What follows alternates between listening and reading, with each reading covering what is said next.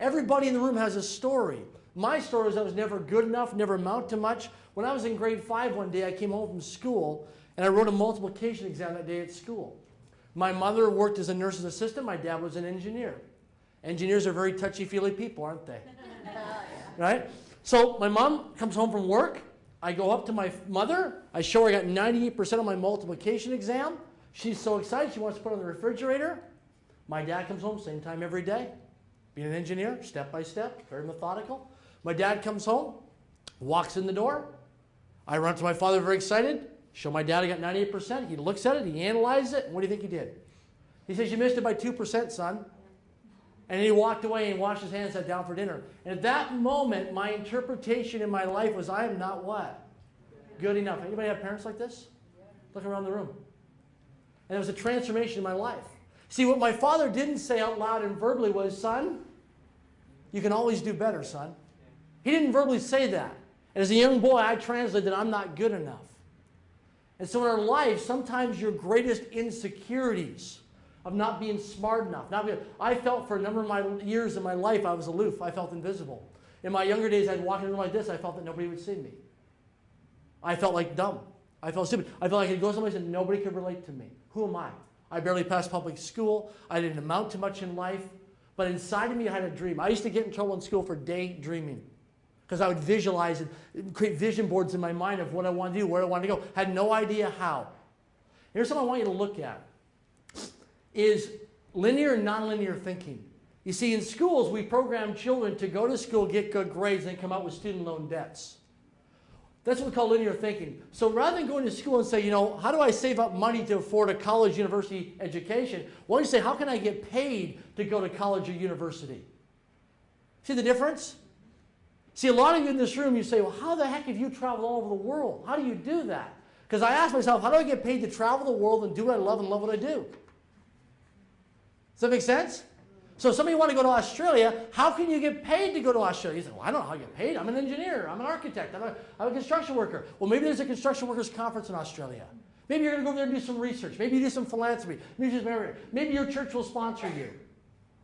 Maybe somebody will give you air miles and donate them to you. But all you guys do is start thinking in your mindset is, how do I get paid to go there? I get paid to go to Africa. I was in Africa 3 times last year. It's not a huge amount of dollars, but it's an experience. Does that make sense? But I fly over there. I collect a lot of airplane points. I meet some of the most fascinating people in the world who have practically nothing in terms of materialistic goods. And I've worked with some of the wealthiest people on planet Earth, most affluent, and I've been with the most impoverished people. It's amazing when you meet people. They don't know they're in poverty. They have no perspective on that. They just are living life every day. 50% mortality rate in Africa. It's changing now by age 5. So where do you play into all this? Well, one thing is, how do you want to grow a successful business? First is, have an idea. Understand this. Your idea is going to be ridiculed. People are going to laugh at you. People are going to make fun of you. Understand this. In the beginning, they're going to call you crazy. Then they're going to call you lucky. Then they're going to call you a crook. You're always going to be hugged and slugged in business. Some people are going to hug you. Some people are going to slug you. I had a woman that was supposed to be here tonight that flew in here. I pissed her off earlier today. She flew back home. She flew out here from Saskatchewan to be here tonight. I had a meeting with her this morning about her business, and she flew back home. She's not here tonight. Okay? Because I told her some things that she didn't want to hear, that if she kept on doing, I didn't sell her the dream. I sold her the nightmare. I sold the nightmare. If you keep doing what you're doing, here's the end result. Why? Because I've done it and I've got the scars to prove it. How many can relate to this in business? You've got scars and things have gone sideways, partners, deals, and I've got the scars. I said, this is from my experience, from practical knowledge, this is what's going to happen to you. She didn't want to hear it. She exited and left, went home. Okay? Always out here. And the thing was, because I had a conversation with her late last night and all this kind of stuff, and it really freaked her out, upset her. And the thing is to understand is, you're going to have uncomfortable conversations sometimes with people. You're going to have to sit down with your family and say, listen, I have a dream, I have a goal with my life right now, and I need to focus on where I want to go and what I want to do. Because there's going to be times in your life, if you want to become a millionaire or want to become very successful, that you have to become self-aware of yourself and realize that you have to shut out all the noise around you. You have to go inside yourself, and you have to run this race where there's nobody around.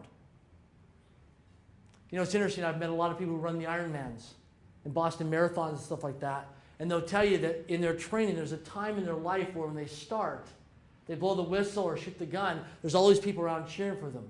And as they're running the race, all of a sudden there's less and less people, and then every couple of kilometers there's somebody on there who's handing them water.